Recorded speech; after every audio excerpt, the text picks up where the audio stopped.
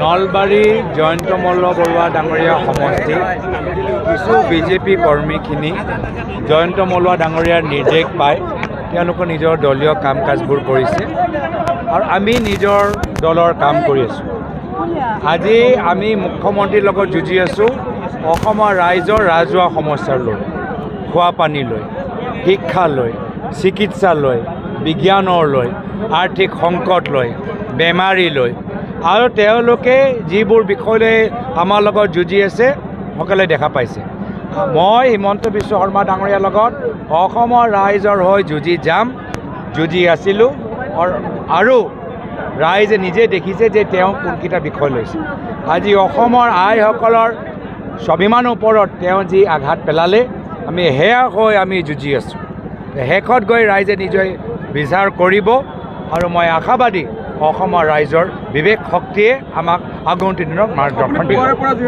মই উজনি অসমতো দেখা পালোঁ যে যোৱা বছৰৰ তুলনাত যথেষ্ট বিৰোধী শক্তি শক্তিশালী হৈছে, ৰাইজ আৰু সজাগ হৈছে, ৰাইজ আৰু সচেতন হৈছে। যুৱকসকলটো সদায় আমাৰ লাহে লাহে আমাৰ ফালে আহিছিলে, এইবাৰ কিন্তু মহিলাসকলৰ সংখ্যা বৃদ্ধি হোৱা দেখা পাইছোঁ। আৰু যেতিয়াৰ পৰা মুখ্যমন্ত্ৰীয়ে অসমৰ মহিলাসকলক এটা কলংকিত মন্তব্য ব্যৱহাৰ কৰিলে তেতিয়াৰ পৰা মহিলাসকলৰ আজি ঢৌ কংগ্ৰেছ দলৰ প্ৰতি আৰু বেছি দেখা পাইছে। আপোনাক ব্যক্তিগতভাৱে আক্ৰমণ কৰি আছে। তেওঁলোকে অহা বছৰ বিধানসভা নিৰ্বাচনত তেওঁলোকৰ পতন হ'ব, তাৰ বাবে তেওঁলোকে শংকিত।